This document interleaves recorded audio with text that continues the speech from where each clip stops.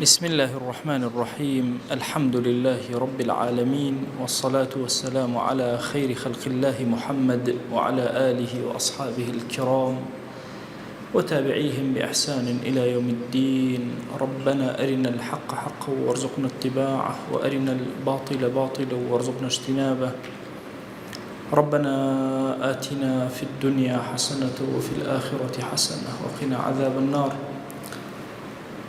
بەڕێزان و خۆشەویستانم لە خزمەت سێبەری ژیانی هاوڵانی پێغەمبەری خوایە صلی الله عليه وآله وسلم چەند وتارێکمان گوزەراندووە. هەندێک لە هاوڵە خۆشەویستەکان لەژێر سێبەری عمری شیرین و جوانی ئەوانە ژیانمان بەسەر بردووە. مصعبی کوڕی عومەیرمان باس کردووە، معاذی کوڕی جەبەل، ئەبوو بەصیر، ئەبوو ئەیوبی ئەنساری، خەبابی کوڕی ئەرەت، زەیدی کوڕی حارثە، زوبەیری کوڕی عەوام، عەماری کوڕی یاسر، تەڵحەی کوڕی عوبەیدیلlah. ئەم هاوڵە بەڕێزانە لە خزمەت حیاتەکەیانە وەستاوین و لە پەرشنگی نووری ژیانی ئەوان سوودمەند بوون. ئەمڕۆ لە خزمەتتانە ئەچمە خزمەت هاوڵێکی تری خۆشەویستی پێغەمبەری خوا صلی الله عليه وآله وسلم، بزانین سێبەری ژیانی ئەم هاوڵەمان چۆنە، ژیان لەگەڵ ئەم هاوڵەیە گوزەر ئەکەین و بەسەر ئەبێن. هاوڵەکانی پێغەمبەری خوا صلی الله عليه وسلم تامی میوەکان ئەدەن، هەر یەکەیان تامی خۆی هەیە، هەر یەکەیان ژیان لە خزمەتیە جۆرێک لە جۆرەکانە، شێوازێک لە شێوازەکانە، هەر کەسیان خوای گەورە کۆمەڵە تاقەی تایبەتی داوەتی. ئەمڕۆ ئەچینە خزمەت یەکێک لە هاوڵەکان کە باس ئەکرێ باڵایەکی بەرز و زەعیفی هەبوو، دەموچاوێکی سوورڕەنگ و خاڵخاڵی سوور لە ناو دەموچاویە هەبوو کە بریتی بوو لە جوندوبی کوڕی جەنادە ئەبوو ذەڕی غیفاری، کە ئەبوو ذەڕی غیفاری یەکێکە لەو هاوڵە بەڕێزانەی لە پێش ئیسلامیشە قەت بتی نەپەرستووە، سوژدەی وە بت نەبردووە. کار و پیشەی ئەم پیاوە طبعاً تیرەی بەنی غیفار مەشهورن، تیرەیەکن لە نێوان مەککە و مەدینە ژیانیان بەسەر بردووە. حیاتی ئەوان هەر هەموو لەسەر ڕێگرێتی بووە و پیشەی ئەبوو ذەڕی غیفاری پێش ئەوەی موسڵمان بێ ڕێگرێکی زۆر باش بووە، قاتع الطەریق بووە و زۆر کات ئەڵێ بە ئەسپەکەی بە تاقی تەنها پەلاماری لادەیەکی ئەدا، چی پێویست بوو ئەیهێنا و ئەگەڕایەوە و هەندێک جاریش بە پێ پەلاماری ئەدا و هەرچی پێویست بووایە کۆی ئەکردەوە ئەیهێنا. بە لەحەزاتێک دەوڵەمەند ئەبوو، ئەوەی کە ئەویست کۆی ئەکردەوە، مەڕووماڵاتی جاری وە هەبوو، یەک لادەی ئەخستە پێش خۆی و ئەیگەڕایەوە و بەکاری ئێنا. مەشهور بوو و چست و چالاک و زۆر تند و تۆڵ جسمێکی پتەوی هەبوو. جارێکیان ئەبوبەکری سیدیق پرسیاری لێ کرد، وتی باشە تۆ چ خوایەکەت ئەپەرستی پێش ئەوەی موسڵمان ببی، چیت ئەپەرستی؟ فەرمووی وەڵڵاهی من لە پێش ئەوەی موسڵمان بم ئەو خوایم ئەپەرستی کە لە ئاسمانە. چەند کەسێکی کەم هەبوون لەسەر دینی تەوحید مابوونە بتیان نەئەپەرست. ئەفەرمێ کاتێک کە بەیانی ئەهات ئەچووم سەیری خۆرم ئەکرد، دیقەتم ئەدا هەتا خۆر تەواو گەرم ئەبوو، کە خۆر تەواو گەرم ئەبوو ئەموو خوای من ئەم خۆرە ناپەرستم، تۆ ئەپەرستم کە ئەمە خەلق کردووە، بەڵام هێشتا نادناسم بە تەواوی. بەڵام لەناو ئەم زەمەنی فتنە و زەمەنی بتپەرستیە زۆرەیە، ئەبوو ذەڕی غیفاریەکێکە لەوانەی زۆر عاشق و عەوداڵی خواناسی و خواپەرستیە. لەگەڵ ئەوە کار و کەسابەتی ئەمەیە، لەم لاوە خواناسیکی باش وەت ئەوێت تەوحید بەرپاکە. ئەفەرمێ ئونەیسی برام، تەبەن سێ کەسن ئەمان لە ماڵێکە، باوکیان کوژراوە لە جەنگێکە. ئەبوو ذەڕی غیفاریە لەگەڵ ئونەیسی برایە لەگەڵ دایکیانە پێکەوە ژیان ئەبنە سەر. فترێک لە ماڵی خاڵیان ئەژین و دوای ئەگەڕێنەوە، ئەچنەوە ناو غیفار. لە قەبیلەی بەنی غیفارە زۆر ڕێز لە ماڵە ئەگرن، چونکە ئونەیس شاعیرێکی زۆر بەقووەتە. لە ناو عەرەبیشە لەکوێ شاعیرێکی زۆر بەقووەت هەبێ ئەوان زۆر ڕێزیان لێگرتووە، چونکە ڕێزگرتنی شاعیر بە نیسبەت عەرەبە و زۆر گەورە، وەکو وا بۆ ئیعلامی ئەو وڵاتە، ئیعلامی ئەو مەنتیقە هەر هەمووی شعری بەسەر گەورەکانیان ناوتووە، بەسەر جەنگەکان ناوتووە. اینجا هەر کەسێک پارە و سەرەت و سامانی دابێتی ئەمڕ زۆر ڕێزی لێگرتووە. ئەفەرمێ کاتێک کە ئونەی زۆر ڕێزی لێ ئێرە ئەوانش زۆر بە ئیسراحەت لە سێبەری ئونەی سادانیشت بوون لەم لاشە ئەبوو ذر خۆی زۆر قارەمانێکی باش بوو خەڵکی گوندەکە و با بڵێن ئەو گەلە زۆر ڕێزیان لەم عائیلەیە ئەگرت جارێکیان ئونەیس لەگەڵ کەسێکی یەهودیە بوو بە مناقەشەیان لەسەرەوەی کامیان شعرەکانیان باشتر و شعری باشتر ئەڵێن پیاوێکیان کرد بە حاکم لە بینی خۆیانە لە مەکە کە شعری باش ئەناسی ئونەیس چۆ ناو مەکەوە چۆ ناو مەکەوە دەستی کرد شعری خۆی خوێندەوە ئەگەر ئەم شعرەکەی بردیەوە ئەگەر کابرا بردیەوە کابرا یەهودی ئەم ئەسپەکەی خۆی ئەداتی ئەمیش بردیەوە کابرا یەهودی وشترەکەی خۆی ئەداتی هەردووکیان شعریان وت و حەکەمەکەش وتی وەڵا ئونەیس تۆ بردەوە ئەوە کاتێکی زۆر مناسیبیشە کە تۆ بردوێتەوە ئەو وشترەکە وەرگرە ئەم کابرا یەهودیە دوو جار دۆڕاوە چونکە لە ناو عەرەبا کەسێک هاتووە ئەڵێ من پێغەمبەرم داوای تەوحیدەکە ئونەیس گوێی لەم قسانە بوو وتی چۆنە کێیە پرسیاری کرد وتیان وەڵا ئیتر کەسێکە تازە سەری دەرهێناوە ئەم قسانە لەسەری باسەکرێ هێشتا خۆی بە تاوای باسی نەکردو بەس خەڵک باسی ئەکا ئەڵێن وتوێتی پێغەمبەرم ئونەیسیش بە پەلە گەڕای بۆ لای ئەبوو ذەر کورە ئەبوو ذەر ئەو شتەی کە تۆ بەدوایە وێڵی و ئەگەڕێی دۆزیمەوە ئەڵێن پێغەمبەرێک هاتووە وتی دەی ئونەیسی برام بچۆ بە وردی پرسیارم بۆ بکە هەتا ئەیبینی ئونەیس چۆ ناو مەکەوە خەڵکی مەکە زۆر ڕێزیان لە ئونەیسە گرت ئەفەرمێ لە ناو مەکە چاودێری کرد تا خۆی پێغەمبەری خوای بینی صلی الله علیه وسلم و گوێی لێگرت هاتەوە وتی وەڵا ئەبوو ذەڕی برام ئەم پیاوە ئەمر بە چاکە ئەکا هیچ خراپەیەکم لێ نەبینی خەڵک ئەڵێن شاعرە بەخوا شاعر نییە من خۆم شاعر ناسم ئەڵێن کاهینە بەخوا کاهینم بینیەوە ئەم وانیە ئەڵێن جادوگەر و ساحرم بینیەوە وانیە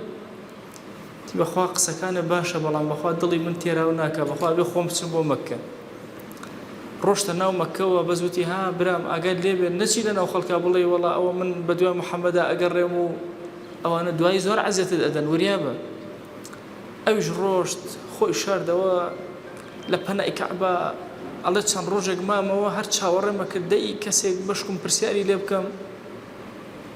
ئەڵێ ئەخیرەن مناڵێکم بینی هات بە دەوری کەعبە تەوافی کرد و پێوتم ئەڵێ تۆ کەسێکی غەریبی و ماڵ نییە بچی بۆی ئەڵێ وتم وەڵا کەسێکی غەریب ماڵ نییە بچم بۆی ئەڵێ عەلی کوڕی ئەبی تاالب بوو پێشم کەوتی وتی وەرە لەگەڵ منە ئەڵێ ڕۆژی یەکەم لێ نانم خوارد ڕۆژی دووهەم وتی ئەڵێ ماڵی خاوەن ماڵ نازانیتەوە وتم ناوەڵا نایزانمەوە ئەڵێ ڕۆژی دووهەمیش چوومەوە هیچ قسەمان نەکرد ڕۆژی سێهەمیش چووم ئەڵێ ڕۆژی سێ عەرەب طبعاً طبیعەتێکیان هەیە لە ئیستیضافە سێ ڕۆژ میوان هیچ پرسیارێکی لێ ناکەن بۆچی هاتووی کارێت چی دوای سێ ڕۆژ پرسیارەکەن ئەڵێ دوای پێوتم بۆچی هاتووی چیت ئەوێ لەم شارە کێ پارەی بردووی کێ زوڵمی لێ کردووی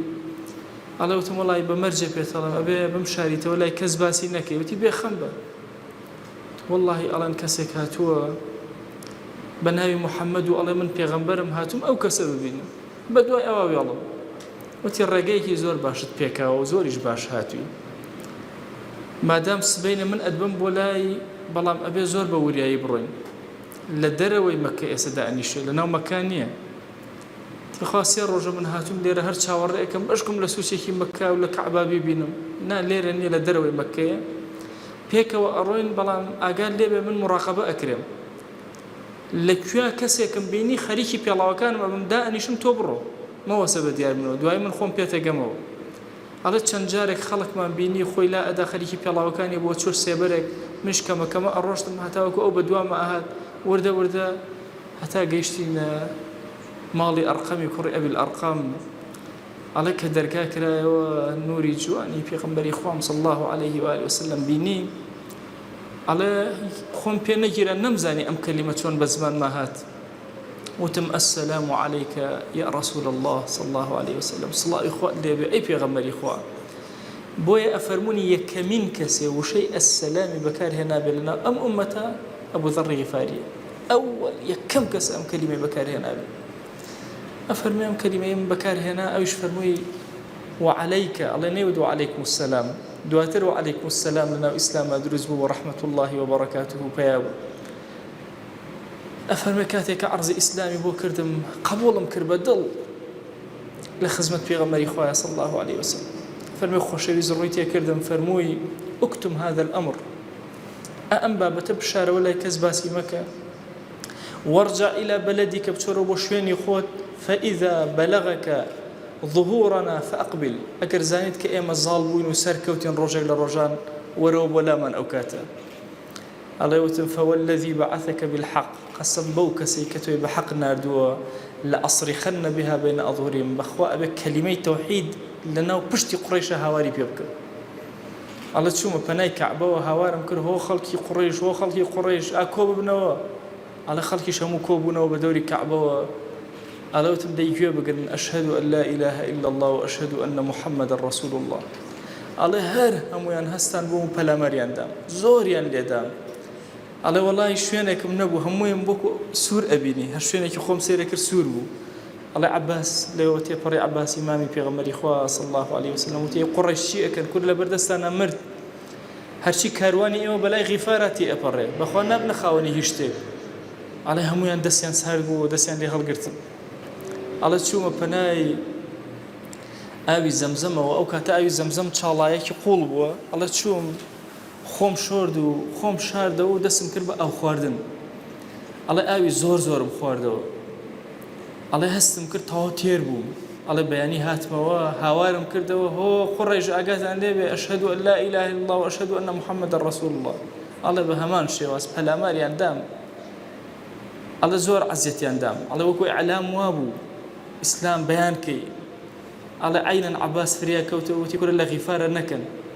كارواني كانت انا كوتا خطروا على الروجي سيمش بهمان شوازم كل زور يعني ليدام على انجا شو مو ولا منطقي خون على عرزي انيس مكد وربا اسلام ورقرا على انيس ابراهيم هروتي والله بيشتو نم اويس ادبا تو بري غوري مني بيشتو اسلام بون مسلمان خون راغينم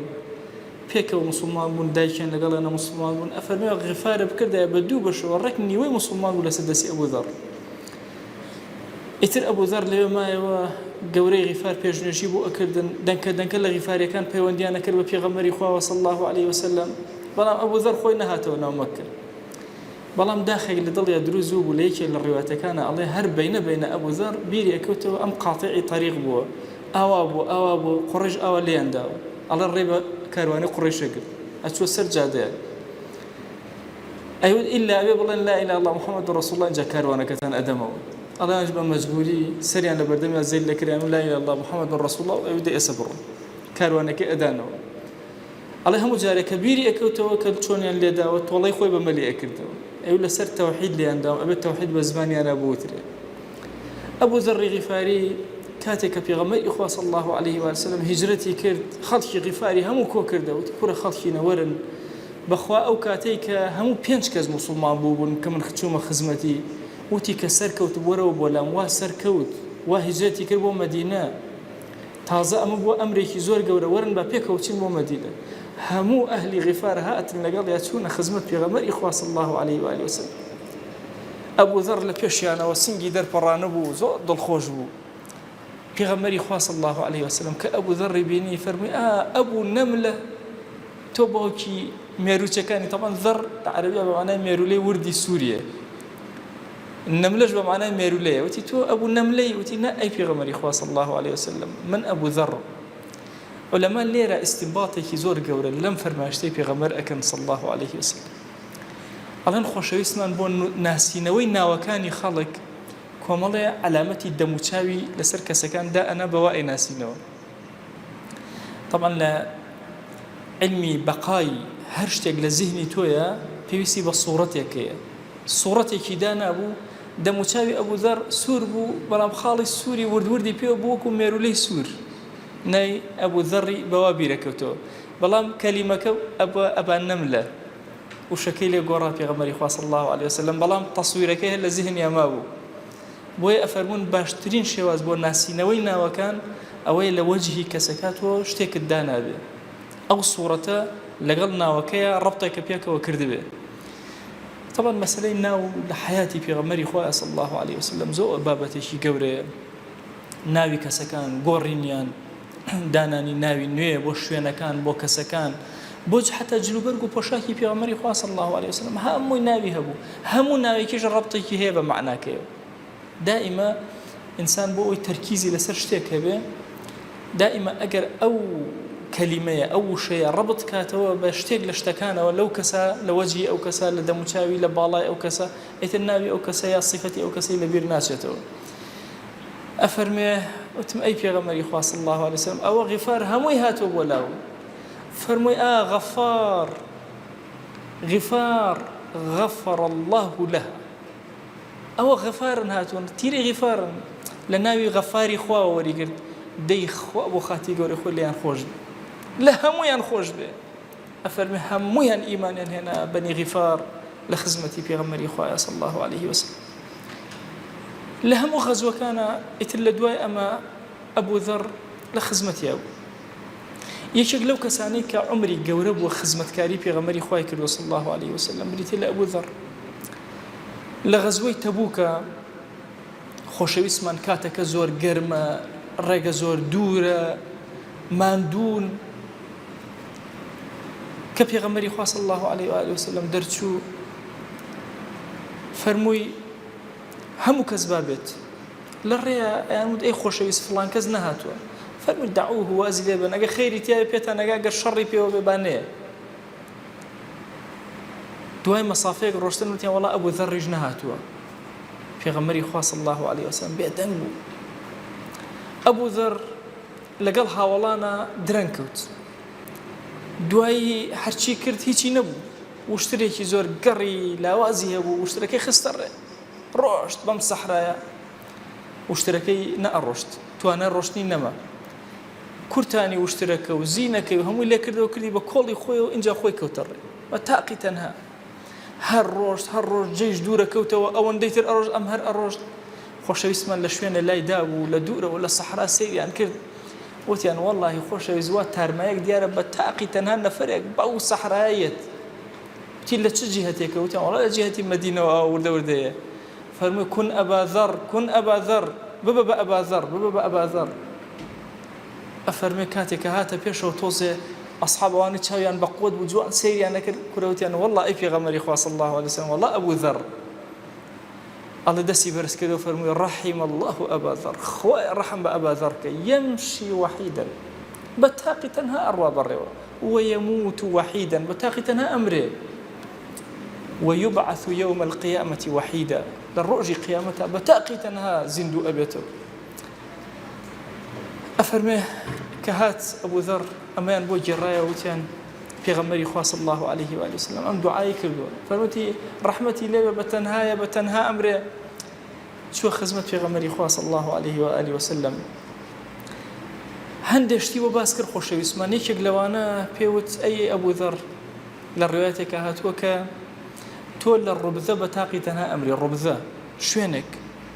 ئەبوو ذەڕ ئەڵێ هەر نەمزانێ ڕوبزە کوێ بەڵام خۆشەویستمان ئەم کەلیمەی دا بە گوێمە ئەم کەلیمەیەم وەرگرت ئەڵێ دوایی چوینەوە ناو مەدینە لە مەدینە خزمەتی پێغەمبەرم ئەکرد صلی الله عليه وسلم لە خزمەتی ئەبووم ئەچووم هەتا مانوو ئەبووم لە خزمەتی ئەوە ئەبووم کە مانوو ئەو ماڵ و حاڵم نەبووە هاتمە ناو مزگەوت ئەخەوتم ئەڵێ ڕۆژێ لە مزگەوتە خەوتە بووم خۆشەویستمان صلی الله عليه وسلم هاتە ناو مزگەوتەوە ئەڵێ سێرم کرد کەسێک بە حاڵ نوکی قاچی لە قاچمەدا ئەڵێ کە چاوم کردەوە سێرەکەم پێغەمبەری خۆیە صلی الله عليه وسلم یەکسەر هەڵسامەوە خۆم گورج کردەوە فەرمووی ئەلا ئەدراکە نائیمەن ئەبینم تۆ لێرە خەوتووی وتم ئەی پێغەمبەری خوا فەئەینە ئەنام هەل لیە بەیتون غەیرە هیچ ماڵێکی ترم نییە غەیری مزگەوت نایەوە ئەی لەکوێ بخەوم حرەبێ لە مزگەوتا بخەوم ئەڵێ خۆشەویستمان لە پەنامە دانیشت وتی باشایی ئەبا ذەڕ کەیفە ئەنتە ئیذا ئەخرەجوکە منه تۆ چی ئەکەی ئەگەر تۆ لەم مزگەوتە تۆیان کردە دەرەوە چی ئەکەی ئەڵێ من ژوتم وەڵڵا ئەی پێغەمبەری خوا صلی الله عليه وسلم ئەلحەق بالشام ئەچم بۆ شام فإن الشام أرض الهجرة شام زوي هجرته أرض محشرة أنبياء هم لين أجراون فأكون رجلا من أهلها أبن نفر إلى أهل الشام يترنا يمو خوش اسمه كم يقوستا وسيري كردوتي كيف أنت إذا أخرجوك من الشام أقل الشام دريان كرديشي على هوتم والله يمو ومزقوت ئەی تۆ لە مزگەوت زیاترم نییە وەڵام منزل و جێگەی من هەر ئەم شوێنە ئێمە بوو ئەم شوێنە فەرمووی ئەگەر لێرە هەم دەریان کردیتەوە وتی وەڵا ئیتر چارم ناچارە شمشێر هەڵە کێشم ئەوەی هاتە بەردەستم ئیبادەیەک ئەڵێ دەموچاوی گرش کرد وتی نە ئەی ئەبازار شتێکە پێ بڵم لەوە باشتر وتم ئەرە وەڵا ئەی خۆشەوی ئەی چی بکەم بچم بۆ کوێ شوێنی تر هەیە دە شوێنێکم پێ بڵێ بۆی بڕۆ وتم نا خۆشەویست ئەڵێ فەرمووی نا فەرمووی بۆ کوێیان ناردی بڕۆ بۆ کوێیان بردی بڕۆ شمشێر هەڵ نەکێشی ئەبەد شمشێر هەڵ نەکێشی ئەبادەر چۆن ئینقیات چۆن وشترێک ئەگرن بۆ کوێ ئەبەن ئەیبەن بۆ کوێیان بردی بۆ کوێیان ناردی بەگوێیان کە ئەڵێ مژوتم ئەی پێغەمبەری خوا صلی الله علیه وسلم بەگوێتەکەم فەرمووی ئەم کارە بکە حتا ئەگەیتەوە بەلای من واتە وەفاتەکەیت و من ئەبینیتەوە تۆ ئاوا بکە ئەڵێ عەهدم مایەکە من ئەبەو شێوازە بکەم ئەڵێ وردە وردە دەوڵەتی مسلمانان گەورە ئەبوو بەم لایە زیادی ئەکرد ئەڵێ ڕۆژە چوومە خزمەت پێغەمبەری خوا صلی الله علیه وسلم ئەم بینی فڵان کەسی ئەنات بە ئیمارەت بۆ فڵانە شوێن فڵان کەس سەرۆکی فڵانە سریە بەس ئەبوو ذەر نانێرێ چون وتم ئەی پێغەمبەری خوا صلی الله علیه وسلم بمکە بە ئەمیر بمنێرە فەرمووی نەخێر ئەی ئەبا ذەر إنك رجل ضعيف تۆ پیاوێکی لاوازی ئەی ئەبا ذەر وإنها خزي وندامة کورە ئەم ئیمارەت وەرگرتنە پەشیمان نییە ئیلا مەگەر کەسێ بە حەقی خۆی وەریگرێ ئەدای ئەو حقوقانەوە باشی بکە ئەگەر نا من نەدامەتە ئەمە خەسارەتە نەکەیشتیوە ئەڵێ کە پێغەمبەری خوا صلی الله علیه وسلم ئەمەی فەرموو ئیتر لە دوای ئەوە بیرم بە هیچ شێوازە لە ئیمارەت نەکردەوە تۆ وازم لێ هێنا بەڵام دیقەت بدەن ئەم پیاوە سەدعی بە حەق کردووە لەناو قوڕیشە ڕێگرێکی زۆر باشە بە تاقی تەنها هێرشی ئەکرد بۆ سەر قافڵەکان زۆر صفاتی قیادی گەورە لە ئەبوو ذەر هەیە بەڵام پێغەمبەری خوا صلی الله علیه وسلم پێی ئەڵێ تۆ کەسێکی لاوازی جارێک لەگەڵ هاوڵێکە دەمەقاڵەی بوو قسەیەکی وت بە دایکی هاوڵەکە وتی تۆ کوڕی ژنە ڕەشەکەی فەرمووی ئەبوو ذەر إنك رجل إنك امرؤ فيك الجاهلية أي أبا ذر تو بشك لجاهلية تياماو خصلتي لخصاوي جاهلية يشتغل لتو ياماو الله أمن لم توبة كردو برشيمان بموهتا أو رفيق أو برادري خوم الرأي كردو والرازي كردو أبو ذر برياري دا لدواي بيغمري خواه صلى الله عليه وسلم لجنة كان بجداري كردو دواتر قراري دا غزوەکانە بەشداری کە لە دەرەوەی مەدینە لە خزمەتی ئیمامی عومەرە چوو دوور کەوتەوە لە فەتحی بەیت المەقدیسا بەشداری کرد لە شامە ئەمایەوە دەرسی خەڵکی دائەدا منهەجێکی تایبەتی خۆی هەبوو لە تەسکیە و تەربیەیە کە منهەجێکی زۆر قورسە منهەجی ئەبوو ذەر ئەفەرمێ وردە وردە اختلافی بۆ دروست بوو اختلافی بۆ دروست بوو لەگەڵ سەیدنا معاویە سەیدنا معاویە عەقڵێکی زۆر گەورەی دەوڵەتداری هەیە یعنی یەکەمین کەس کە بنیاتی دیمەشق ئەکا و ئەو بنا و قەسرە گەورە ئیسلامیانە دروستەکە سەیدنا معاویە ئەویش ئەبوو ذەر زۆر تند مەذهبی ئەبوو ذەر مەذهبێکی زوهدی زۆر گەورەیە ئەیوو هەموو ئێوارەیە نابێ هیچ شتێ بهێڵیتەوە ئەبێ هەمووی ببەخشی تا بەیانی خوا گەورەیە کێ ئەڵێ تۆ ئەمێنی ئەبێ هیچ نەمێنێ ئەوە مەذهبی ئەوە مسلمانانی هان ئەدا بۆ ئەمە زمانیشی زۆر زبر بوو بە معاویە ئەوت ئەمە ئەگەر بە ماڵی خۆت کردوتە ئیسرافە کردو ماڵی مسلمانان کردوتە زوڵمە کردووە بە کامیان کردوتە معاویە نامەیەکی بەدزیەوە نووسی بۆ سەیدنا عوسمان زمانی خلافەتی ئەوە ئەی ئیمامی عوسمان بەو قورئانە خەریکە هەموو خەڵکی شام لێ هەڵەگێڕێت ئەڵێ نابێ نان بخۆن نابێ هیچکەن چۆن مەلیکێکی کافر و بێدینیە بۆ لای تۆ ئەچی خواردنی گەورە گەورەی بۆکەی ئەبێ شتێکی بەسیتی بیتێ نابێ زۆرم بۆ هاتووە سەیدنا عوسمان نامەیەکی بۆ نرد وتی وەرە بۆ ئێرە هاتەوە بۆ مەدینە فترەیە لە مەدینە بوو زمانی زۆر زبر بوو لەگەڵ ئیمامی عوسمانە نردیانەوە بۆ شام هێنایانەوە بۆ ئێرە وتەکەی پێغەمبەری خوا صلی الله علیه و آله وسلم لە ئەخیرا ئیمامی عوسمان نەئەکردە ژوورەوە کە ئەهات یەکێک لە هاوڵان هات وتی بۆ خاتی خوا ئیمامی عوسمان ئەوە ئەبوو ذەر لەبەر دەرگاتە وەساوە كورة والله جوم لي أبو بيغمري خوا صلى الله عليه وسلم وتويتي متواضع ترين كز لم أمتي من أبو ذر والله تواضعي أبو ذر وكو عيسى كوري مريم أو بيا وقول لبردرقاته وساوى نايكي تجوره وتي ورداني شبابي تجوره بينا لقل خوته بزانت شيئك عليك هات هەندێ پرسیاری کرد یەکێک لە پرسیارەکان فەرمووی ئایا ئەگەر کەسێک زەکاتەکەی خۆی دەرکە لە هاوڵێکی تری ئەپرس ئەگەر زەکاتەکەی دەرکە ئایا ئەو پارەی کە کۆی کردوەوە حەقی شەرعی خۆیەتی مافی خۆیەتی وتی بەڵێ ئەڵێ لەولا ئەو ذەر خۆی پێ نەگیرا هەڵیایە ئەوانە وتی دایک و باوەک یەهودی بە کەسەکە تۆ چۆن شتیوە ئەڵێ تۆ نازانی ئەو ئاەتەی کە هاتووە الذين يكنزون الذهب والفضة ئەوە بۆ مسلمان و غێرە مسلمان هاتووە تۆ کە باوکو دایکە یەهودی ئەتۆ ئیسلام فێری ئێمەکەی ئەڵێ دوڕێیە بەسەری ئەو هاوڵە فەرمووی لەبەر ئەمە نایکە بە ژوورەوە بزانە چەند حدەتیە چەند شیدەتی هەیە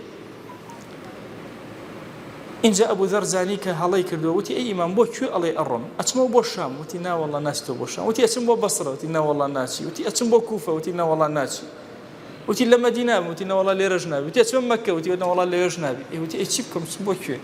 وتی والله نەفیتەکەم بە تاقیتە نامێرم بۆ ڕبزە وتی والله ئەڕۆم تەواو قسەکەی پێغەمبەری خوا صلی الله عليه و سلم هاتە دی وتی چۆن چی وتووە والله پێوتم بە تاقی تەنها لە ڕبزە ئەمری ئەچم بۆ ئەوێ دیارە شوێنی من ئەوێ دووری خستەوە ئیمامی عوسمان خۆی و خێزانی و مناڵێک چووە ئەوێ ساڵانە ئەو شتانەی کە پێویستی و بۆی ئەنارد لەو شوێنە ئەمایەوە ئەفەرمێ ئەبوو ذەڕی غیفاری لەو شوێنە ئەمایەوە هەندێک لە هاوڵان هاتن بۆ لای هەندێک لە ئەهلی شام و ئەهلی عێراق و ئەوانە هاتن وتیان ئەی ئەبوو ذەڕ ئێمە بڕوامان بەم منهەجەی تۆ هەیە ئەم شێوازی بیرکردنەوەی تۆ تەواوە لە دینە هەمومان شمشێر بەدەستین هەمومان کەسی چاکین لە پشتەوەین چ شۆڕشی ئەەکەی ئامادەین فەرمووی پێغەمبەری خوا صلی الله عليه و سلم پێی وتوم وتێتی سوڵتانێک دێت زوڵمت لێ ئەکا ئەی ئەبا ذەڕ زوڵمەکەی قبول کە شمشێر ڕانەکێشی بەرامبەری ئەو کەسەی شمشێری ڕاکێشا بەرامبەری کە لەبەرێک لەناو مسلمانانە دروسەکە ئەو کە لەبەرە ڕێک نابێتەوە إلا مقال لقيامته والله لو كسب كريته بخوا من نام أو كسي كلا برخوا نام مسلمان أنا شتي وأناكم لمش أنا دائني شمها تا خوي جورا أم جرته خدمتي في غمري خوا صلى الله عليه وسلم شو كخوي بي وتبوش وازد من الروا حتى ألقاك عليه حتى وكل سنة أو شوازة بمن أجيته بخوا أبو شوازة منه ورد الزمن روشت أبو ذر غفاري روجي كان زور نخوجه ئەوەندە نەخۆش بووی تر کەوت توانای هەڵسانەوەی نەما سێری غوڵامەکەی ئەکرد لەگەڵ خێزانی دەستی کرد بە گریان زۆر گریا ئەی ئەبا ذەڕ واللهی زۆر غەمە خۆم کە تۆ ئاوا ئەبینم بە زەلیلی کەوتووی بەم شێوازە وتی بۆچی غەمە خۆی وتی خەمی ئەومە بمری بایی ئەوە قوماش نییە کفنت بکەم هیچمان نییە تۆ هەمووی ئەبەخشی ئاشتێکە بێشتا تۆ هیچ نەبووە بۆ کفنەکەت فرمووی هیچ مەترسە ئێمە سێ کەس بوون لە خزمەت پێغەمبەری خوایە صلی الله عليه و سلم فەرمووی لەم سێ کەسە دانەیەکیان بە تەنها ئەمرێ لە شوێنێکی چۆڵ کەسی لێ نییە خوا مسلمانانێک ئەنێرێ کە بۆ حەج ئەڕۆن بۆ کاری خێر ئەڕۆن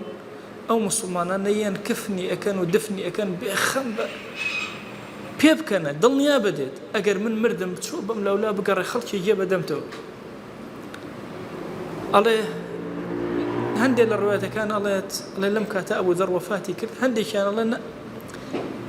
ئەم ئافرەتە چوو لەم لاسێریە کرد لەو لاسێریە کرد تارمایەکی بینی لە دوورەوە ڕای کرد بەرەو پیریان هاواری کرد تیکە لە هاوڵانی پێغەمبەری خوا صلی الله عليه و سلم زۆر نەخۆشە بە تاقی تەنها لەوێ ئەڵێ عەبدوڵڵای کوڕی مەسعود وتی هەر ئەبا ذەڕ نەبێ چونکە ئەو لە فەرمایشتا هاتووە بەس ئەو بەتەنها وتی واللهی ئەبا ذەڕ لەوێ کەوتووە وەرە بۆ لای الله هات السري وتي ها والله كيف يغمري خوا صلى الله عليه وآله وسلم خوش ويستكي أو وتي جارته سيادتها هيج أمريكت هي اشتكي دور قلت لما مالي دنيا وتي والله يكشتم ورنا قلت هيج مسؤوليتي كمنية للدنيا تي عهدم كله لقال خوا أو كسيك النجم لسلكا به هيج مسؤوليتي كي النبي ديك مردم ئەو قافڵن کە پێغەمبەری خوا صلی الله علیه وسلم شاهدی وەداون بمنێژن تخوا تێوزە لێم دوورکەونەوە هەندێک شتی تایبەتی خۆم هەیە لە دوعا و ئەذکار جێبەجێ نەکەم ئەڵێ لێی دوورکەوتنەوە ئاگیان لە وەرەوەری دەنگی بوو کاتێکیان زانی دەنگەکەی نەما ئافرەتەکە لێی نزیک بووە هاواری کەوتی فریاکەون وەڵڵاهی وەفاتی کرد عەبدوڵڵای کوڕی مەسعود هاتە سەری فەرمووی والله قسەکەی پێغەمبەری خوا صلی الله عليه و آله وسلم هاتە دی بە تاقی تەنها بە سەحرایە ئەهاتی و بە تاقی تەنها ژمردی وا خوای گەورە ئێمە بۆ مسەخەر کردی عەباکەی خۆی داکەن کردێ کفنی ئەباذەر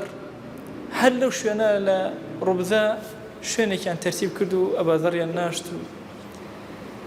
ئەفەرمێ عەبدوڵڵای کوڕی عەباس هەموو جارێ ئەیوت عەبدوڵڵای کوڕی مەسعود ئەیفەرموو والله یەقینم هەیە بە تەنها هاتی یەقینم هەیە بە تەنها مردی بەس نازانم چۆن بە تەنها زیندوو ئەبیتەوە ئەبێ ئەو ڕۆژە چۆن زیندوو بیتەوە بە تاقی تەنها ئایا لەم منطقەی تۆیە کەسی تر نییە مردوو بێ تۆ چۆن بە تاقی تەنها لە ڕۆژی قیامەتە زیندوو ئەبیتەوە ئایا پێش خەڵک زیندوو ئەبیتەوە ئایا دوای خەڵک زیندوو بەخوا نازانم ئەم هاوڵە بەڕێز و گەورەیە کە نمونەیەکی زۆر گەورەیە بۆ زوهد هەر کاتێ باسی زوهد و زاهیدان کرد ئیلا ئەبێ ئەم ئیمامە گەورە باس کرد ئەم هاوڵەی پێغەمبەری خوا صلی الله عليه و آله وسلم ئەبینی لە مووقفێکە زۆر ڕاستەوخۆ خۆشەویستمان پێ ئەڵێ ئینەکە ضەعیف تۆ لاوازی ئێمە زۆر کات ئەگەر کەسێک شتێکمان پێ بڵێ ڕخنەیەکمان لێ بگرێت دنیامان لێتەوە یەک ئەم خۆشەویستەمان پێ ئەڵێ تۆ لاوازی قبوڵی ئەکە ئەزانێ خۆشەویستمان ئەزانێ چی بوو ئەم باش ئەم خۆشەویستەمان ئەم هاوڵە بەڕێزەکە لە خزمەتیان ئەبینی ئەم هاوڵە سەیدنا عوسمان ئەینێرە بۆ شام معاویە ئەینێرێتەوە بۆ مەدینە ئەینێرە بۆ شام ئەینێرێتەوە بۆ مەدینە قبوڵی ئەکات چونکە خۆشەویست پێی وتووە چۆنیان جوڵانی بجوڵێ هەتا ئەگەیتەوە لای من ئامادەیە بە تەنها بژی لە شوێنەکە خۆی و خێزان و مناڵ تەنها لەبەر خاتری خوا جەل جەلالوه ئەزانە خۆشەویست پێی وتووە لەوێ ئەمریت لەوێدا ئەنیشێت تاوەکو چاوەڕێەکە کەی ئەوەندە یەقینی هەیە لە وشەی پێغەمبەری خوایە صلی الله عليه وسلم بۆیە خۆشەویستانم مەسەلەی وەرگرتنی قسەکانی پێغەمبەری خوا صلی الله عليه وسلم زۆر گەورەیە ئینسان تەسلیمی کولی بێ والله چۆن بەو هاوڵە ئەو کەلیماتانە ئەڵێ و ئەوەتە تەریخ مێژوو هەر هەمووی ئەنووسێتەوە هەر هەمووی یەتە دی بەخوا هەموو وشەیەکی خۆشەویستمان ئەو هەیە پێغەمبەری خوا صلی الله عليه و آله وسلم جارێکیان لە خزمەتی ئیمامی عومەرە دانیشت بوو ئەبوو ذەر لێوە تێپەڕی فەرمووی لەناو ئەم ئومەتەی منە کەس نییە زمانی بەقەدەر ئەم پیاوە ڕازگۆیانە بێ ئەفەرمی ئیمامی عومەر فەرمووی ئێمە ئیشکەین لەسەر ئەمە ئەی پێغەمبەری خوا صلی الله عليه وسلم فەرمووی بەڵێ ئیشی لەسەر کرد والله ئەمە شەبیهی عیسای کوڕی مەریەم وەکو عیسای کوڕی مەریەم ئەوەندە متەواضع جارێکیان ئیمامی عومەر گەنجێک لێوە تێپەڕی فەرمووی نعم الفتى بەخوا ئەم گەنجە گەنجێکی زۆر باشە ئەڵێ ئەبوو ذەر ڕای کرد بە دوای ئەم گەنجە وتی تو خوا دوعام بۆ بکە زۆر دوعا بۆ من بکە وتی ئەبوو ذەر من دوعا بۆ تۆ بکەم تۆ هاوڵی پێغەمبەری خوای صلی الله عليه وسلم ئێمە تابعین ئەومان نەبینیوە فەرمووی والله عومەر گوێم لێ بووە پێغەمبەری خوا صلی الله عليه وسلم فەرموویەتی إن الله جعل الحق على لسان عمر وقلبه بەخوا حق لەسەر زمان و دڵی عومەرە والله مادام وتويتي نعم الفتاة تو باشترين كسي تو خو دعاء خير بو تواضعي سيدنا أبي ذر لأستيكي زور قورة زهدي شي لأستيكي زور قورة بلام آية مذهبي زهدي إمام أبو ذر أبيت منهجك عام ولا ما قصي زور قورة نسر أم مسألة هي إنسان ممكن خوي بو خوي بمنهجێکی زۆر زوهدی زەحمەتە بژی وەکو سەیدنا عومەر چۆن بەو قورسێ ژیانی بەسەر ئەبر وەکو بڕێک لە هاوڵان هاوێنەی ئەبوو ذەر بەڵام ئایا ئەم فکرە تەعمیم ئەکرێ بۆ هەموو ئومەت لەو ئاستان نییە حتا عولەما ئەفەرموون ئینسانی زاهید نابێ زوهدەکەی خۆی واجب بکە لەسەر ماڵ و مناڵی خۆی نابێ زوهدەکەی خۆی واجب بکە لەسەر ماڵ و مناڵی خۆی چونکە ممکنە ماڵ و مناڵەکەی تەحملی ئەو زوهدە گەورە نەکەن ئەوەی کە ئەم تەحملیەکە ئەوان تەحملی نەکەن ئەمە منهجێکە لە تەسەوف و خواناسی و تەسکیەیە ئەوەی کە خۆت پێتەکرێ مەرج نەبیکەیتە مەرجێکی قورس بەسەر ماڵ و مناڵەوە ئەوە تەنفیز و تەطبیقکێ بڵێ ئیسلام تەنها ئەوەیە ئیسلام فکرە ئیسلام يعني بیرکەنەوە مەسەن هاوڵان ئەوە تایشێکیان ئەوەندە زاهید و تند لە زوهد و دنیا کەسێکتریشیان ئەو هەموو قەسر و قسوور و ئەو هەموو تەرتیباتە حتا جارێکیان ماڵ و سەرۆت و سامانی عەبدوڕەحمانی کوڕی عەوفیان هێنا ئەبوو ذەر لەوێ بوو ئەفەرمێ کە ماڵەکەیان دانا ئاڵتوونەکەیان دانا ئیمامی عوسمان لە پشتیەوە ون بوو ئیتر ئەو لە نێوان ئەو خەڵکەکە ئەوەندە ئاڵتوون بەرز کرایەوە ئەڵێ فەرمووی ڕەحمەتی خوا لە عەبدوڕەحمانی کوڕی عەوف بێ ئەم ماڵەی بوو بە سەبەبی ئەوەی دنیای پێ بکرێ و ئاخرەتی پێ بکرێ ئەڵێ ئەبوو ذەر زۆر تووڕە بوو وتی چۆن بە ماڵ دنیا و ئاخرەتیش ئەکڕێ ماڵ ئەبێت تەنها پاڵی پێوەنی ئاخرەت ئەگەر کەسێک نابێت دنیای هەبێ و ئاخرەتیشی هەبێ نابێشتیوە زۆر هەوڵیاندا پێکەوە یەکتری قەناعەت پێ بکەن کەسیان قەناعەتیان بە کەسیان نەکرد هەردووشیان لەسەر سیرکی خۆیان ڕۆشتن کەسێکیشیان خلافی ئەدەبێکی لەگەڵ ئەوی تران نەکرد پێکەوە ژیانیان ئەگوزەران ئیمامی عوسمان ڕەزا و ڕەحمەتی خوای لێ بێ دوو جار نەفی ئەکە قبوڵیشێت سیدنا معاویە دەری ئەکە قبوڵیشێت لە نێوانیانە اختلاف دروستە بێ قبوڵیشیان خەڵک گیان ئەڵێن کاکەوە شمشێرمان لە خزمەتایە چیتێ نا ئومەتی ئیسلامی ناکەمە دوو شەق و سێ شەق ئەم فکرانەی ئەبوو ذەر ڕەزا و ڕەحمەتی خوا بەسەریا داباری فکرانێکی زۆر گەورەیە والله ئینسان کە لە خزمەت حیاتیە ئەوەستێ یعنی تۆ بیرکەرەوە هەموو ئێوارەیەک ئەم کەسە هیچ شتێک لە ماڵەکەیە نەمێنێ ڕەحمەتی خوا لطفی خوا کاتی عەطیەی بۆ ئەهات معاشی بۆ هات شتی یەک ساڵی بۆ ئەهات لە ڕوێتێکە ئەڵێ ئەو ڕۆژە تا ئێوارەشتی ساڵەکەی هەموو بەخشی ئەوی ساڵێک چۆن طبعا عەطیەی ئیسلامی بەخشندەی ئیسلامی یان با بڵێن معاش لە ئومەتی ئیسلامیە یەکەم ساڵانەیە دووەم لە ئەوەڵی ساڵەوە ئەدرێ ئەم فکرەیەکە ئێستا لە ئەخیری مانگەوە بدرێ ئەوە فکرێکی ئیسلامی نییە لە ئەوەڵی ساڵەوە ئەدرێ و تەواوی ساڵێکیش پێکەوە ئەدرێ بەو کەسە ئیتر خۆی کاسبی پێوەکە زیادی ئەکا چیلی ئەکا کاری خۆیەتی ئەبوو ذەر غیفاری شتی یەک ساڵی ئەدرێ لە یەک ڕۆژە لە پێناوی خوا سەرفی ئەکرد دوایی ئەمە هیچی نەبوو چاوەڕێ ئەکرد مناڵەکانیش هیچیان نەبوو چاوەڕێیان ئەکرد لەگەڵیان بۆیە عولەما زۆر تەنبیه لەسەر ئەم فکرەی ئەبوو ذەڕی غیفاری ئەدەن حتى لە هەندێک ڕیوایەتە هاتووە کە ئیمامی عومەر لە زەمەنی خۆیان نەفی کردبوو نەهی کردبوو لە ئەبوو ذەر کە نابێ هیچ شتێک لە شتەکانی خۆی باسکە وێ لە زمانی ئیمامی عومەرە هیچ اختلافی چکە هیچ قسەیەکی نەکرد فکری خۆی باز نەکرد ئیمامی عومەر زۆر تند بوو لەوانە لەگەڵ هاوڵانە هەمویان حتى لە مەدینە نەئێژ بچنە دەرەوە زۆر هەمویانی لەناو مەدینە هێشتەوە بۆ اختلاف لە بەینی موسڵمانە دروست نەبێت دواتر ئیمامی عوسمان دەرگای بۆکردنەوە بۆ کوێ ئەڕۆن بڕۆن یەکێک لەوانە ئەبوو ذەر کە ئیمامی عومەر تند بوو لەگەڵیا ئەو نابێ ئەو فکرانەی خۆت بڵاوکەیتەوە لەناو موسڵمانانە بەینەما ئیمام عومەر خۆی زۆر زاهیدێکی گەورە خۆی زۆر تند لە دنیاداری یعنی ئەفەرمێ ماڵی موسڵمانانم وەکو ماڵی هەتیو لێ کردووە طبعا ئەو کەسەی کە سەرپەرشتی ماڵی هەتیوەکە نەک ماڵەکەی خۆی ماڵی هەتیوەکە ئەگەر پێویستی بوو بە ئەندازی خۆی ئەتوانێت لە ماڵی هەتیوەکە بخۆ کە هەشی بوو بە هیچ شێوازە دەست لە ماڵی هەتیوەکە نادا ئەو کەسەی سەرپەرشتیکاری ماڵی هەتیوە طبعا فکرەیەک هەیە لای خۆمان چا لە ماڵی هەتیوە مەخۆ نازانم سێبەری ماڵەکەی ئەوان ئەوە لە زوڵماوایە ئەگە زوڵمی لەکەی ئەو هەیە ئەگەر نەتۆ تێکەڵاوی ئەەکەی سەرپەرشتی ئەەکەی دروستە چای ماڵیشی بخۆی دروستە شتیشی بخۆی ئیمامی عومەر ئەیفەرمووسی ئەیفەرموو وەڵڵاهی ماڵی موسڵمانان وەکو ماڵی هەتیو سەیرەکە ئەگەر پێویستم بوو بە ئەندازی سکی خۆم دەسی بوو ئەبم پێویستم نەبوو دەستکاری ناکەم ئەبەو شێوازە مامەڵایەکەم لەگەڵ ماڵی هەتی لەگەڵ ماڵی موسڵمانانە دەی لەم زوهدە گەورە هێشتا ئەبوو ذەر زوهدی ئیمامی عومەری پێکەم بوو بۆیە ئیمامی عومەر لە زەمەنی خۆیان نەهی لێ کردو کە فکرەکانی خۆی بەیان کە لە زمانی ئیمامی عوسمانە بەیانی فکرەکانی کرد ئەم هاوڵە بەڕێزەی کە ئەمڕۆ پێکەوە هەمومان لە خزمەتیا بووین هاوڵە دەموچاو سوورە نوکتەکەی پێغەمبەری خوایە صلی الله عليه و آله وسلم عیسای کوڕی مەریەمی ئومەتەکەی پێغەمبەری خوایە صلی الله عليه وسلم ئەم بیست ناوێکی بۆ دابنێم هەرچی ئەگەڕام بەناو ناوەکانە لە غەیری وشەی عیسا عليه السلام نەم ئەتوانی شتێکی تری بۆ دابنێم ئەم تەواضوعە گەورە کە لەم پیاوە گەورە هەیە ئەیشوبهێنێ بە سەیدنا عیسای کوڕی مەریەم وەکو خۆشەویستمان ئەفەرمێ صلی الله عليه وسلم و ئەمەی کە لە خزمەتانە باسم کرد حەزم ئەکرد کە باسی کەم لەبەر منهەجە جیاوازەکەی زۆر هەر یەکێک لە هاوڵان میوەیەکە و تامێکی هەیە میوەی ئەم جارشمان بریتی بوو لە ئەبوو ذەڕی غیفاری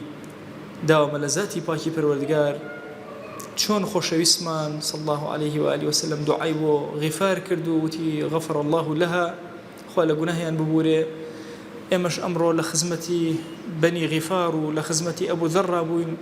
خوایە بە خزمەتی ئەم کەلیماتانەی کە وتمان بە حورمەتی ئەم وشانەی کە لە زمانمان دەرس و گوێمان لێگرت ڕەحمەت و بەزەی و میهرەبانی و لێ خۆشبوونی خۆت بەسەرمانە ببارێنە. یا ڕەبی خوایە داوات لێ ئەکەین بە ڕەحمەت و گەورەی خۆت بە بەزەی خۆت یا ئیلاهی کەڕەمی خۆت بەسەرمانە ببارێنە. یا ئیلاهی ئێمە زۆر محتاجین بە لوتفی تۆ بە ڕەحمەتی تۆ بە گەورەی تۆ بە کەڕەمی تۆ. خوای گیان ئێمە زۆر دەرگای داخراومان لێ داخراوە. یا ئیلاهی محتاجی فەتاحیەتی تۆین هانای زەلیلی و ضعیفی خۆمان بۆ لای تۆ ئەهێنین. یا ئیلاهی دەرگا خێرەکان بەسەرمانە بکەرەوە. خوای کەلیماتانێک لە خزمەتی ئەم پیاوە گەورانە بووین و ژیانمان لەگەڵا گوزەراندون بیکەرە مایەی ئەوەی کە ئەم ژیانەمانی پێ ڕۆشن بکەیتەوە ناو گۆڕەکانمانی پێ ڕۆشن بکەیتەوە ئاخرەتمانی پێ ڕۆشن بکەیتەوە. یا ئەکرەم الئەکرەمین خوای داوات لێ ئەکەین لە گوناهی دایک و باوکمان ببورە. یا ئیلاهی لە گوناهی خۆشەویستانمان ببورە. تو گەورەی خۆت گوناه هەیە بە ئاشکرا کردومانە عەفومان کە گوناه هەیە بە پەنهان کردمان و کەس نەیزانی عەفومان کە. یا ئیلاهی داوات لێ ئەکەین بە ناوی جوانت بە صیفەتی بەرزە بە ئیسمی عەظەمت خەتایەک لەم و دوعایکەین و فریای تەوبە ناکەوین و ئەمرین. یا ئیلاهی عەفومان کە. یا ئیلاهی داوات لێ ئەکەین ڕەحمەت بەسەرمانە ببارێنە لەو کاتەی لە ناو گۆڕەکانمانە بە تاقی تەنها ڕاکشاوین بێکەس و غەریب و غەمبار. یا ئیلاهی بەخوا چاومان تەنها لە ڕەحمەتی تۆ یا رب العالمین. یا ربی خوایە لە ساحەی مەحشەرە بە ڕەحمەتی خۆت محاسبە و مکاتەبەمان لەگەڵا بکە بەزەی خۆت بەسەرمانە ببارێنە عەفوی خۆت بەسەرمانە ببارێنە. ئیلاهی تۆ خۆت دەزانی ئێمە گرفتمان زۆر زۆرە مشکلەمان زۆر زۆرە. یا ئیلاهی هەموو مشکلەکانمان بەرزەکەینەوە بۆ ئاسمان و بۆ لای تۆ. یا ئیلاهی ئەوەی کە ئەمانەوەی پێمان عەتاکە ئەوەی کە ئەزانی بۆ دین و دنیامان سوودی لێ وەرئەگرین پێمان عەتاکە یا رب العالمین. خوایە دەرگاکانی ڕزق بەسەرمانەکەرەوە دەرگاکانی عیلم بەسەرمانەکەرەوە دەرگاکانی سەلاح و خواناسی بەسەرمانە بکەرەوە. خوای گیان دەرگاکانی خواناسی بەسەرمانە بکەرەوە. ئیلاهی بمان گێڕە لەو عەبدانەی کە خۆت هەڵیان ئەبژێری سەرپەرشتی کارەکانیان ئەکەی یا رب العالمین. مەمان دەرە دەستی خۆمان بە ئەندازی چرکە ساتێکی یا رب العالمین. یا ئیلاهی ئەومان نەخۆشە شیفای بۆ بنێرە ئەومان بێحاڵ و ماڵە ماڵداریکە ئەومان بێ مناڵە مناڵی پێ عەتاکە. یا ئیلاهی ئەومان کەم ڕزقی حەڵاڵی زیادکە ئەومان قەرزارە قەدی سەرشانی سووکە. یا ئیلاهی ئەومان گرفتاری گوناهە ڕزگاریکە. یا ئیلاهی ئەومان زەلیلی بەردەسی گوناهە و لە مجاهدایە یا ئیلاهی ڕزگاریکە. ئیلاهی نەفسەکانمان بەرزکەرەوە بۆ لای خۆت تەسکیە و تەربیەی خۆمان ئەدەینە دەستی تۆ یا رب العالمین. خوایە هیچ سپاردەیە لای تۆ زایە نابێ و ئیمانی خۆمان سپاردەی تۆ کرد یا ئەکرەم الئەکرەمین. خوایە ڕەوشتی خۆمان سپاردەی تۆ کرد یا ئەکرەم الئەکرەمین. حیا و حرمەتی خۆمان سپاردەی تۆ کرد یا ئەکرەم الئەکرەمین. یا ئیلاهی داوات لێ ئەکەین بە ناوی جوانت بە صیفەتی بەرزە بە ئیسمی عەظەمت ئەم کەلیماتانەمان لێ قبوڵ کە ئەم دوعانەمان لێ قبوڵ کە ئەم بەڕێزانەی تەواجودیان هەیە لەگەڵمانە ئەو بەڕێزانەی متابعەی وتارەکانمان ئەکەن. یا ئیلاهی داوات لێ ئەکەین بە ڕەحمەت و بەزەی خۆت کەڕەمی خۆت بەسەریانە ببارێنە دەرگاکانی خێر بەسەریانە بکەرەوە. یا ئیلاهی خۆشبەختی دنیا و ئاخرەتیان پێ عەتاکە. خوایە داوات لێ ئەکەین ربنا آتنا في الدنيا حسنة وفي الآخرة حسنة وقنا عذاب النار. خوایە سڵاوی ئێمە بگەێنە پێغەمبەری خوا صلی الله عليه وآله وسلم یەک ناومان لە خزمەتیا بێنە. یا ئیلاهی عەرزیکە کە خۆشەویستەکانی لە کوردستانەوە سڵاوی بۆ ئەنێرن و یا ئیلاهی خۆشەویستی دڵی ئێمە بگەێنە بۆ خۆشەویستەمان یا ئەکرەم الئەکرەمین. خوایە عشقی دڵی ئێمەی پێ بگەێنە یا رب العالمین. خوایە داوات لێ ئەکەین بە ناوی جوانت بە صیفەتی بەرزە بە ئیسمی عەظەمت ئەم کەلیماتانەمان لێ قبوڵ کە. یا ئیلاهی هەر هەمومان لە ساحەی مەحشەرە لە خزمەت پێغەمبەری خوایە صلی الله عليه وآله وسلم بە ئومەتی ئەو قبوڵ کە. خوایە لە بەهەشتا لە خزمەتی خۆتە بەدەم و چاوی گەش و جوانی پێغەمبەریانمان صلی الله عليه وآله وسلم شادکە. آمين آمين والحمد لله رب العالمين وصلى الله على سيدنا محمد وعلى آله وصحبه وسلم تسليما كثيرا أبدا إلى يوم الدين. خوای گەور لە گوناهی منی شوێ ئەو ژبورێ و خوا لێمان قبوڵ